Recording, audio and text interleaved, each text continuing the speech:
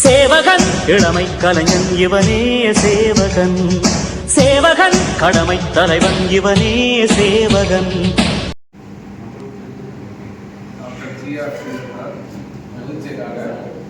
சமூக சமத்துவத்திற்காக டாக்டர் சங்கம், doctor AR சாந்தி மாநில செயலாளர் சமூக சமத்துவத்திற்காக டாக்டர் சங்கம், டாக்டர் சரண் தமிழ்நாடு மருத்துவ மாணவர் சங்கம் வெளிநாடு மாநில செயலாளர், டாக்டர் வசந்த் பிலிப் அபிஷேக் மாநில பொதுச் செயலாளர் தமிழ்நாடு மருத்துவ மாணவர் சங்கத்திலே வெளிநாட்டு பிரிவு, ஜெயலட்சுமி அவர்கள் மாநில பொருளாளர், அதேபோல இந்த சங்கத்திலே மாநில நிர்வாகிகள் உள்ளிட்ட அனைவரும் இன்றைக்கு ஊடகவியலாளர் சங்கத்திலே சந்திக்கின்றோம்.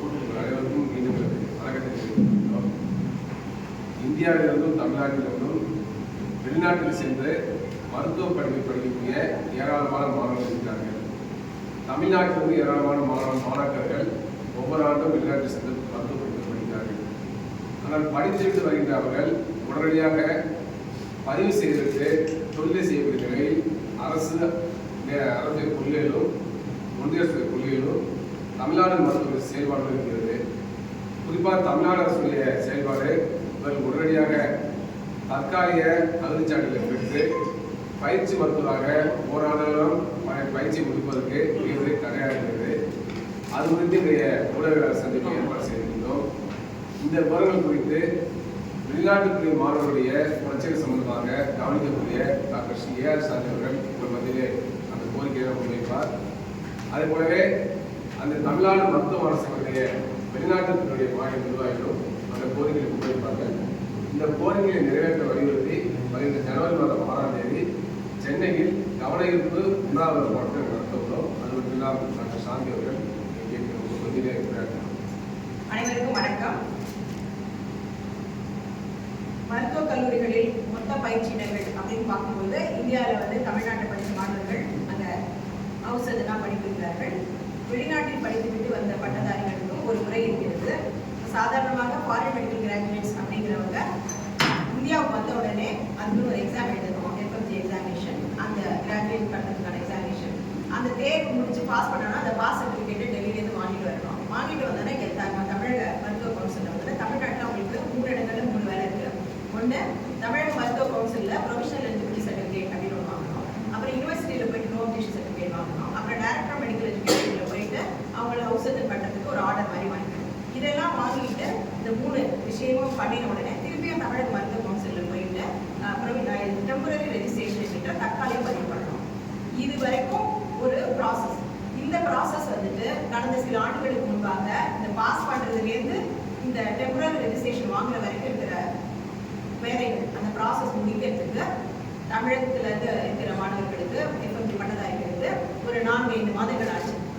ஆனால் தற்பொழுது கடந்த சில ஆண்டுகளாக இந்த ப்ராசஸ் முடிவதற்கு 1.5 வருடங்கள் ஆகிறது. இதன் காரணமாக சில ஆயிரக்கணக்கான ஃபாரின் மெடிக்கல் கிராஜுவேட்ஸ் பட்டதாரிகள் தமிழ்நாட்டில் காத்திருக்கிற நிலை ஏற்பட்டிருக்கிறது.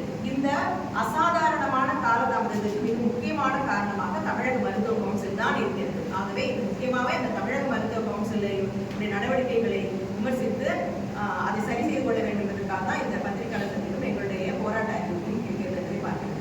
அந்த மாதிரி டெம்பரரி ரெஜிஸ்ட்ரேஷன் வாங்கினதுக்கு அப்புறம் அவங்க 1 வருஷம் ஹவுஸ் ஏஜென்சி முடிச்சதுக்கு அப்புறம் பர்மனன்ட் ரெஜிஸ்ட்ரேஷன் வாங்கினதுக்கு பிறகுதான் அவங்க தமிழ்நாட்டிலோ இந்தியாவிலேயோ ப்ராக்டிஸ் பண்ணக்கூடிய இதுதான் சூழல். இது போன்ற தேவையில்லாத ஒரு காலதாமதம் செய்வதற்கான தமிழக மருத்துவ கவுன்சில் பண்ணுறதுனால ஃபாரின் மெடிக்கல் கிராஜுவேட்ஸ் உடைய அவங்க படித்து முடிச்சுட்டு ப்ராக்டிஸ் பண்ணுறதுக்கு இந்தியாவுக்கு வந்தே ஒரு 4-5 வருடம் ஆகிடுது. 1 வருஷம் 5 வருஷம் எம்பிபிஎஸ் வேறு மாநில ஸ்டேட்டில் போய் பண்ணிட்டு வந்தாங்க, வேறு கண்ட்ரியில் போய் பண்ணிட்டு வந்தாங்கன்னா அதே காலகட்டம் இங்கே திருப்பி ஆகிடுதுன்ற அளவுக்கு காலதாமதம் ஏற்படுகிறது.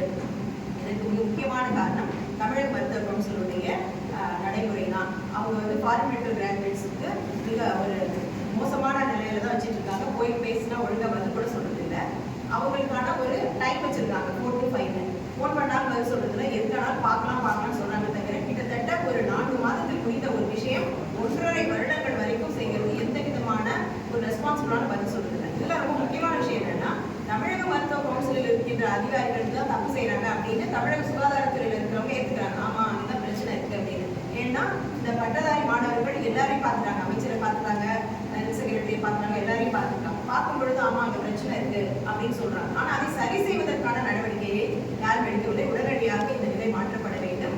இவர்களுக்கு என்று தனியாக ஒரு அதிகாரியை தமிழக மருத்துவ கவுன்சில் நியமிக்க வேண்டும். அவர்களுக்கான பார்வை நேரம் என்பது 4 முதல் 4 மணிலேருந்து 5 மணி என்பதை காலை நேரத்தில் மாற்றி, ஏன்னா அவங்க ரொம்ப தூரத்துலேருந்து வராங்க, வேற ஊர்லேருந்து வராங்க, திருநெல்வேலி, கன்னியாகுமரி, 4 மணிலேருந்து 5 மணி வரைக்கும் பார்த்துட்டு ஏதாவது வாங்கிட்டு வாங்க, திரும்ப அடுத்த நாள் வரவங்கிற மாதிரி சூழல் இருக்கிறது. ஆகவே அவங்களுடைய பார்வை நேரத்தை மாற்ற வேண்டும். ஒரே ஒரு அதிகாரி மட்டும்தான் இவங்களுக்கு வச்சிருக்காங்க. அந்த அதிகாரி போதவில்லை. அதனால அவர்களுக்கு என்று 2-3 அதிகாரிகள் வைக்க வேண்டும். இந்த தமிழக மருத்துவ கவுன்சில் அப்படின்னு பார்த்தீங்கன்னா வெறும் இந்த ஃபாரின் மெடிக்கல் கிராஜுவேட்ஸ்க்கு மட்டும் கிடையாது.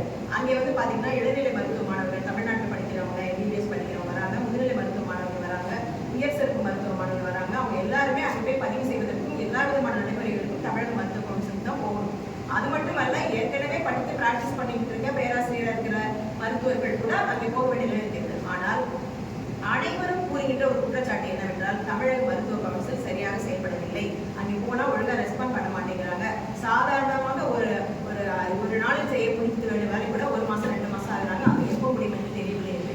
ஆகவே தமிழக மருத்துவ கவுன்சில் நிலவுகின்ற நிர்வாக சீர்கேட்டை உடனடியாக தமிழக அரசாங்கம் போர்க்கால அடிப்படையில் சரி செய்யும் முயற்சியை செய்ய வேண்டும் என்பது மிக முக்கியமான வேண்டுகோளாக வைக்கின்றோம். அடுத்தபடியா இந்த மருத்துவ மாணவர்கள், இந்த பட்டதாரிகள்லாம் ஔஷதம் பண்றதுக்காக போவாங்க. அந்த மருத்துவக் கல்லூரியில் போகும்போது அவங்களுக்கு 7.5% இப்போ உதாரணத்துக்கு ஒரு 100 ஸ்டூடெண்ட்ஸ் இருக்காங்க அப்படின்னு சொன்னீங்கன்னா, மெட்ராஸ் மெடிக்கல் காலேஜில் 200 பேர் இருக்காங்க, ஒரு காலேஜில் 100 பேர் இருக்காங்கன்னா அதில் 7.5 வந்து இந்த ஸ்டூடெண்ட்ஸ் வந்து ஔஷதனா இருக்கலான்ற நடைமுறை இருக்கின்றது. அதை 20% உயர்த்த வேண்டும் என்பது எங்களுடைய கோரிக்கை. இதே கோரிக்கையை வலியுறுத்தி மாண்புமிகு நமது தமிழக முதல்வர் அவர்கள் 2022ஆம் ஆண்டிலேயே ஒன்றிய அரசாங்கத்திற்கு கடிதம் எழுதியிருக்கிறார்கள். தொடர்ந்து அதை முன்னிட்டு அதை வலியுறுத்தி தமிழக அரசாங்கத்தின் மூலமாக ஒன்றிய அரசாங்கத்துக்கு கோரிக்கைகள் அனுப்பப்பட்டு வருகின்றன. ஆனாலும் அதை நடைமுறைப்படுத்தப்படவில்லை. உடனடியாக அந்த எண்ணிக்கையை 7.5 20% உயர்த்த வேண்டும்.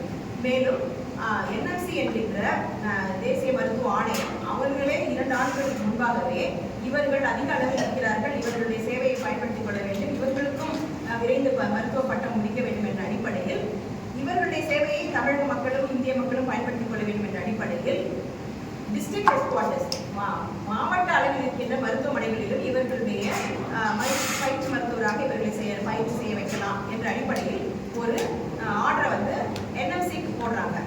அந்த ஆர்டரை வாங்கி வைத்துக் கொண்டு அதை நடைமுறைப்படுத்தாமல் இருக்கின்றது இது தமிழக மருத்துவ கவுன்சில். ஆகவே உடனடியாக தமிழ்நாட்டில் இருக்கின்ற மாவட்ட மருத்துவமனைகளிலும் இந்த FMG பட்டதாரிகளுக்கு இன்டர்ன்ஷிப் செய்வதற்கான நடவடிக்கையை செய்ய வேண்டும்.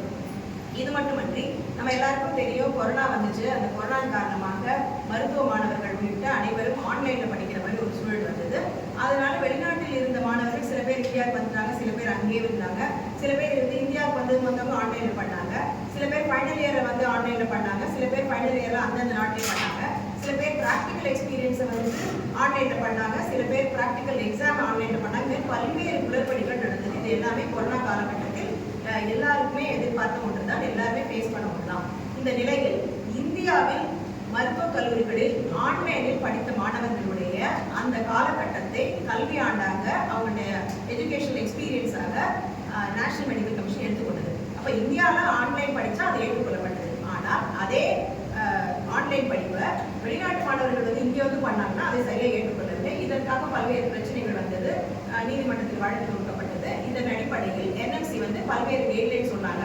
ஒரு 2 வருஷம் இவங்க 1 இயர் ஹவுஸ் சர்ஜன்சி பதிலாக 2 இயர்ஸ் ஹவுஸ் சர்ஜன்சி பண்ணணும். ஃபைனல் இயரையும் இவங்க வந்துட்டு ஆன்லைன்ல பண்ணியிருந்தாங்கன்னா 3 இயர்ஸ் ஹவுஸ் சர்ஜன்சி பண்ணணும். இது மாதிரி பல்வேறு வழிமுறைகளை NMC காமிச்சாங்க. அதற்கு பிறகு இது ரொம்ப காலதாமதமாகிறது. இதற்காக வேறு வழிமுறைகளை செய்ய வேண்டும் என்று நம்ம ஸ்டூடெண்ட்ஸ் வந்து சுப்ரீம் கோர்ட் வரைக்கும் போனதுக்கப்புறம் NMC வந்து ஒரு வழிமுறை சொல்லியிருக்காங்க. அந்த NMC உடைய வழிமுறையை பின்பற்றி இந்தியாவில் உள்ள அனைத்து மாநிலங்களும் எந்த மாணவர் 1 வருஷம் ஹவுஸ் சர்ஜன் பண்ணணும், எந்த மாணவர் 2 வருஷம் ஹவுஸ் சர்ஜன் பண்ணணும்னு சொல்லியிருக்காங்க. ஆனால் தமிழக மருத்துவ கவுன்சில் மட்டும் NMC உத்தரவை கேட்டுக்கொள்வதில்லை.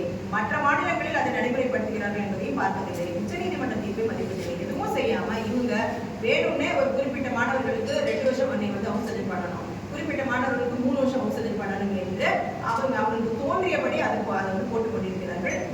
ஒவ்வொரு மாணவரும் வேணும்னா நீ கோர்ட்ல கேஸ் போட்டுக்கோ, உன்னால ஆனதை பார்த்துக்கோ, நீ வந்து கோர்ட்டுக்கு போயிட்டு அதை நாங்கள் எவ்வளோ உங்களுக்கு ட்ராக் பண்ண முடியுமோ அவ்வளோ ட்ராக் பண்ணுவோம், அப்போ வந்து நீ ஏன் எதுக்கு கோர்ட்டுக்கு போனேன்னு சொல்லி ஃபீல் பண்ணுவ என்ற மாதிரியான பேச்சுக்கள் தான் இருக்கிறது ஒழிய இவர்கள் பக்கத்தில் இருக்கிற நியாயத்தை உணரவில்லை, என்எம்சி உடைய உத்தரவை மதிக்கவில்லை.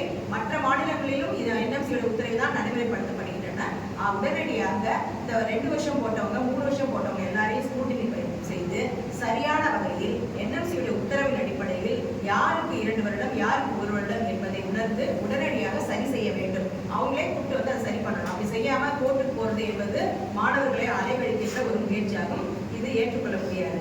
அது உடனடியாக இந்த தவறுகளை சரி செய்ய வேண்டும்.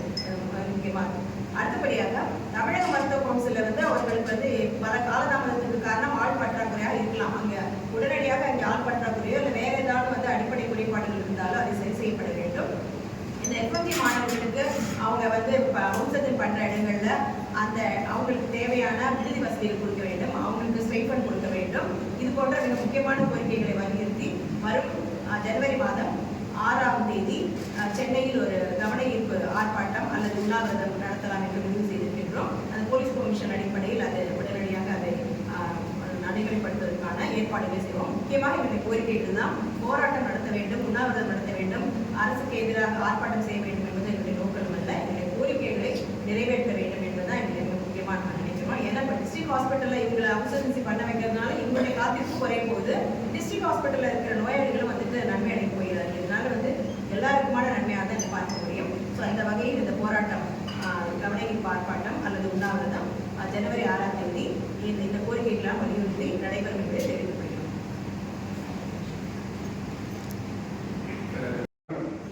மருத்துவ மாணவர்களுக்கு நீட் நுழைதல் இருப்பதை கடுமையாக எடுத்து வருகிறது. நீட்டிலிருந்து விலக்கு என்ற கோரிக்கை தமிழக அரசு கொண்டு வருகிறது. கடந்த அதிமுக ஆட்சியிலும் நீட் விலக்கு மசோதா தாக்கல் செய்யப்பட்டு ஒன்றிய அரசு அனுப்பப்பட்டது. அதுக்கு அனுமதிக்கவில்லை. திமுக ஆட்சி வந்த பிறகு 2 முறை மசோதா தாக்கல் செய்யப்பட்டு ஆளுநர் மூலமாக ஒன்றிய அரசு அனுப்பப்பட்டது. அதை ஒன்றிய அரசு அனுமதிக்கவில்லை. இது மாநிலம் பேர் பதிக்கின்ற ஒரு செயலாகும். அப்படிப்பட்ட சூழல்ல இப்போ தமிழ்நாட்டில் வந்து லேப் டெக்னீஷியன் படிக்கிறவங்க, பேராமெடிக்கல் கல்வி படிக்கிறவங்க கூட நீட் நுழைத்து எழுதுன்னு சொல்லி ஒன்றிய சொல்லியிருக்கிறது. இது அப்பட்டமான மாநிலம் பேர் பதிக்கின்ற செயலாகும். இதை நாங்கள் கம்மியாக கண்டிக்கின்றோம்.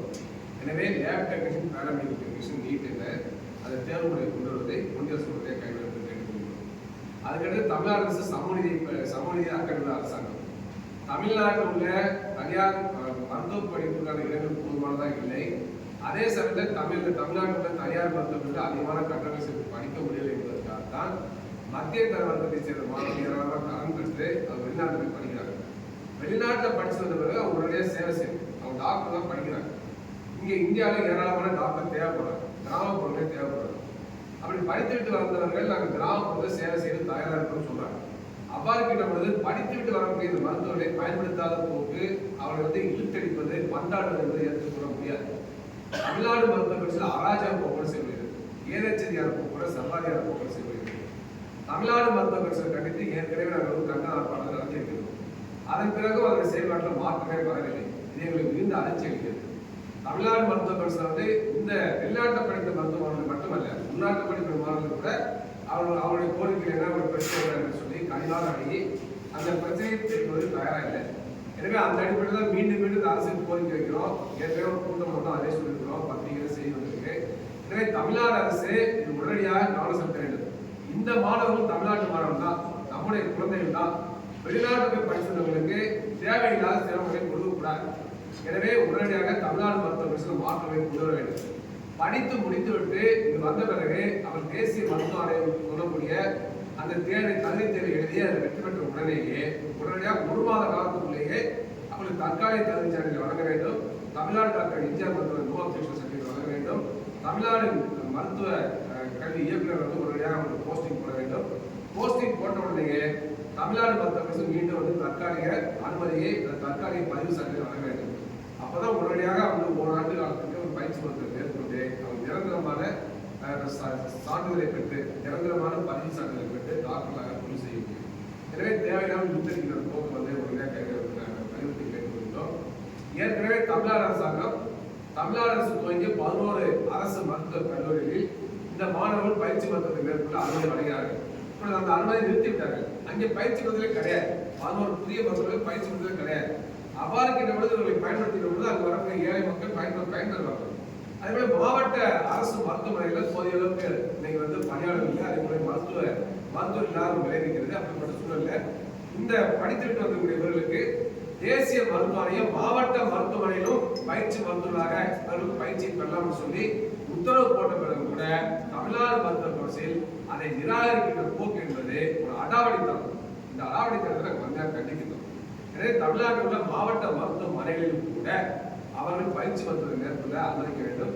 இந்த 7 விழுக்காடு 7.5 விழுக்காடு என்பதையெல்லாம் 20 விழுக்காடு உயர்த்த வேண்டும். தமிழ்நாடு முதலமைச்சர் கோரிக்கை வைத்திருக்கிறார். ஒரு மாநில முதலமைச்சர் கோரிக்கை வைக்கின்ற போது தமிழ்நாட்டு மக்களுடைய கோரிக்கை. எனவே அந்த கோரிக்கையை ஏற்று உடனடியாக ஒன்றிய அரசு நடவடிக்கை எடுக்க வேண்டும்.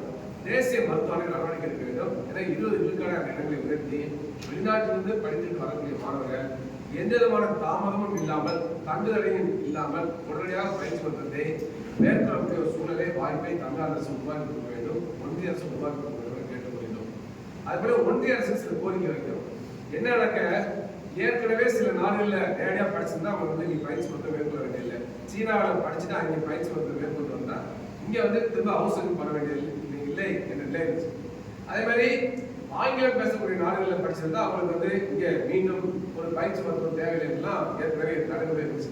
ஆனால் இப்போ என்னங்க எல்லோருமே மேற்கொள்ளு சொல்றாங்க. அப்ப இது தேவையில்லாத ஒரு போக்கு. அது மட்டுமல்ல, இதை பற்றி ஆய்வு மேற்கொள்ள வேண்டும்.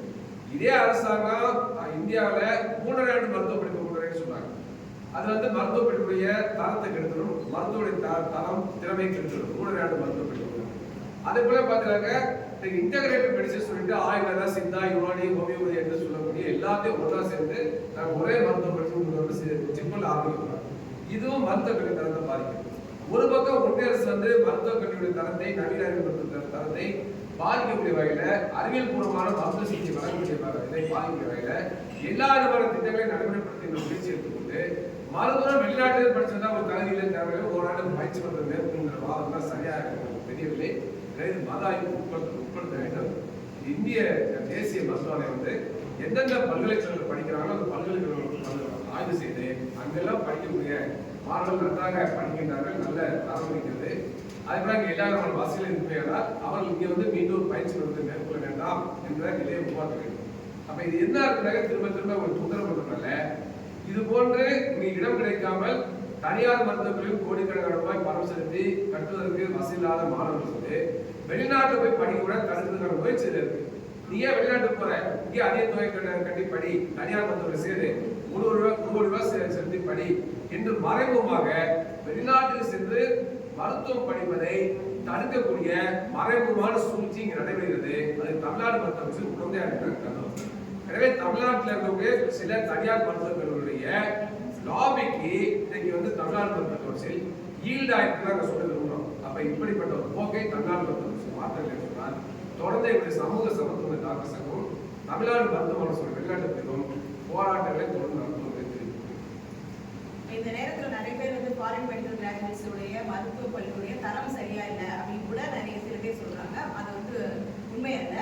ஏனென்றால் இந்திய அரசாங்கம் எந்தெந்த வெளிநாடுகளில் எந்தெந்த நாட்டில் இருக்கிற கல்லூரிகளில் எந்தெந்த கல்லூரி வந்து தரம் வாய்ந்தது அப்படின்னு பார்த்து ஒரு லிஸ்ட் போட்டிருக்காங்க. அந்த லிஸ்ட்டை வந்து NFC வெப்சைட்ல போடுறாங்க. அந்த காலேஜஸ்ல மட்டும்தான் நம்ம மாணவர்கள் போய் படிக்க முடியும்.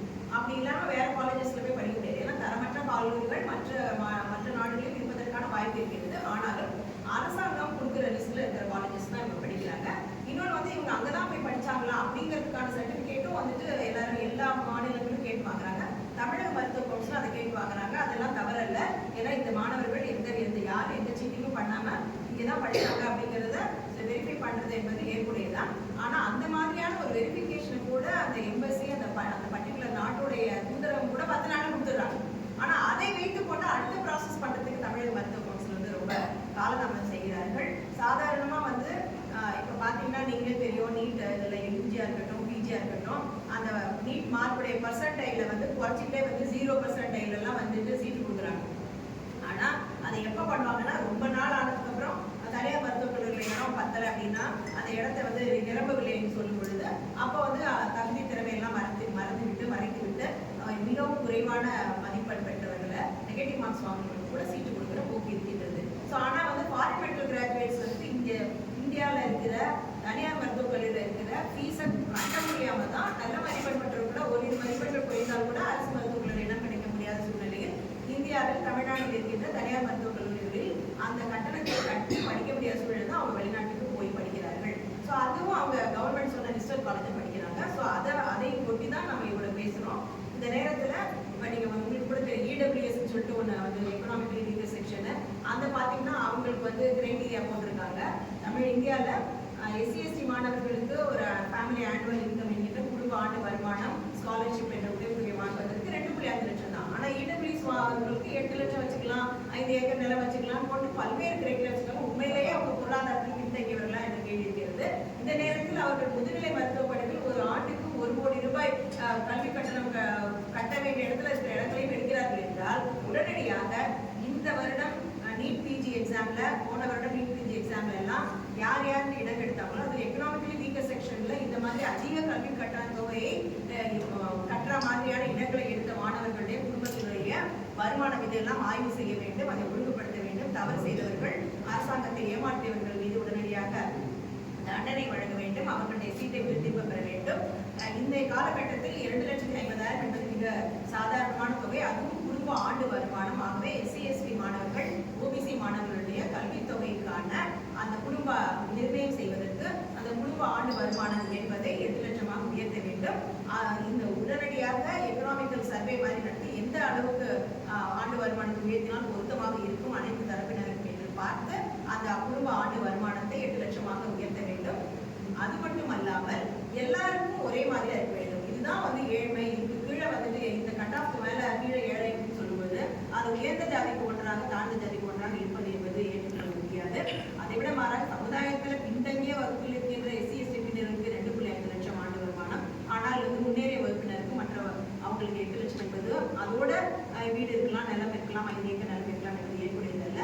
ஆகவே மருத்துவ கல்வியில் இவர்கள் வந்து செய்கின்ற குளறுபடிகள் காரணமாக வேறு வழியின்றி ஒரு பொருளாதாரத்தில் பின்தங்கியுள்ள மாணவர்கள் இந்தியாவில், தமிழ்நாட்டில் அரசு மருத்துவக் கல்லூரியில் படிக்க முடியாத காரணமாக தான் இவங்க வேறு நாடுகளுக்கு சென்று படிக்க வேண்டிய சூழல் ஏற்படுகிறது. இந்த நேரத்தில் மருத்துவக் கல்வியும் இந்த உதவித்தொகையும் இது போன்ற இடபிள்யூஎஸ் கிரைட்டீரியா, ஸ்காலர்ஷிப் கிரைட்டீரியா எல்லாவற்றையும் மறு ஆய்வு செய்து சமூக ரீதியாக பயன்படத்தக்க வகையில், மாணவர்களுக்கு பயன்படத்தக்க வகையில் இதை சரி செய்து வழங்கப்பட வேண்டும்.